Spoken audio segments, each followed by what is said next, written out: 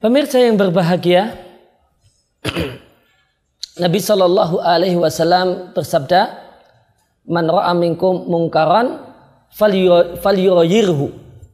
Man ra'a minkum mungkaran falyughayyirhu. Barang siapa di antara kalian yang melihat kemungkaran, falyughayyirhu, maka hendaklah dia mengubahnya. Boleh jadi dengan tangannya, dan jika dia tidak mampu maka dengan lisannya, jika tidak mampu maka dengan hatinya, dan itu adalah selemah-lemah iman. Di sini Nabi SAW menyampaikan, barang siapa di antara kalian yang melihat kemungkaran, maka kemungkaran yang kita diperintahkan oleh Allah Subhanahu wa taala untuk mengubahnya adalah kemungkaran yang kita lihat. Dan yang dimaksud dengan kita lihat di sini adalah yang kita ketahui secara nyata. Orang tersebut melakukan kemungkaran.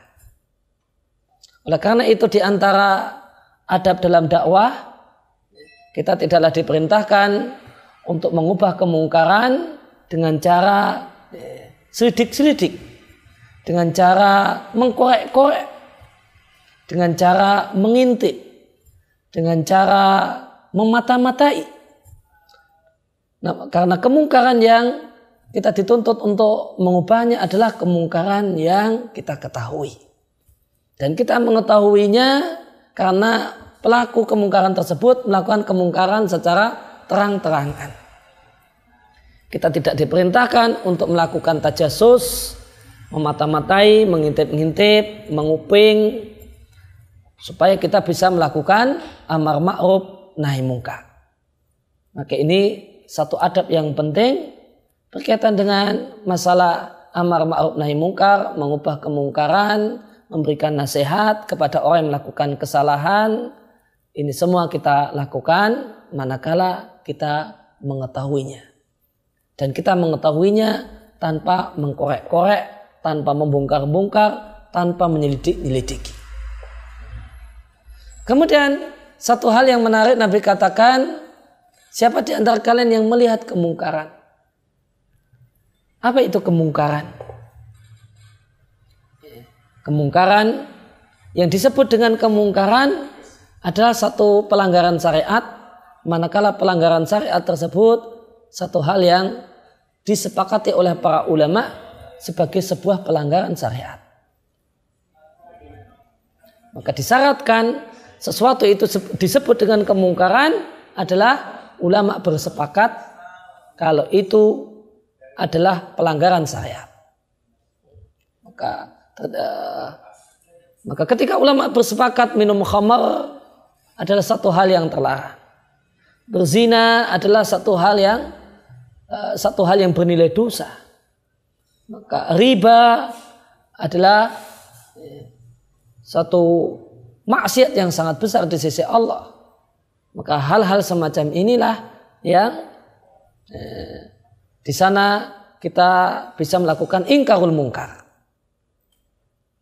Adapun jika satu permasalahan itu diperselisihkan oleh para ulama, maka perlu kita rinci dengan dua rincian. Jika perselisihannya adalah perselisihan yang kuat, semacam perselisihan apakah ketika kita jadi makmum sholat maghrib, apakah kita sebagai makmum membaca Al-Fatihah ataukah tidak, maka ini perselisihan yang kuat di antara para ulama, maka tidak ada di sana ingkarul mungkar, mencela dengan keras orang yang kita nilai melakukan kesalahan. Yang diperkenankan adalah diskusi ringan, diskusi ilmiah, diskusi yang sehat. Kemudian yang kedua, akan tapi jika pelanggaran syariat tersebut atau hal yang diperselisihkan ulama tersebut, perselisihannya adalah perselisihan yang lemah, bukan perselisihan yang kuat. Maka di sana, maka dalam kondisi ini kita boleh memposisikan hal ini sebagai satu hal yang sebagai sebuah kemungkaran yang patut untuk kita tindak. Manakala perselisihan yang ada di antara para ulama dalam masalah ini perselisihan yang lemah. Kenapa perselisihan yang lemah? Karena ulama yang punya pendapat berbeda hanya berdasarkan semata-mata logika, sedangkan ulama yang melarangnya nyata-nyata berdalil dengan dalil yang sangat-sangat kuat dan gamblang. Maka di sana, maka dalam kondisi ini kita boleh melakukan memberikan celaan yang keras jika memang itu tepat dan jika memang dalam kondisi tersebut bisa membuahkan manfaat yang kita harapkan. Semisal jika ada orang yang melakukan riba fadl, yaitu riba dalam tukar menukar uang dengan berselisih, atau tukar menukar benda ribawi dengan yang seharusnya tidak boleh berselisih, kemudian ada selisih di dalamnya, maka riba fadl ini sebenarnya ulama berselisih pendapat apakah itu terlarang ataukah tidak. Namun perselisihan dalam masalah ini adalah perselisihan yang lemah. Maka ketika ada orang yang membarter beras 5 kilo yang bagus dengan beras 10 kilo yang jelek, maka kita bisa menegurnya dan mengingatkannya dan menyampaikan kepadanya kalau itu adalah riba yang dilarang oleh Allah Subhanahu wa ta'ala.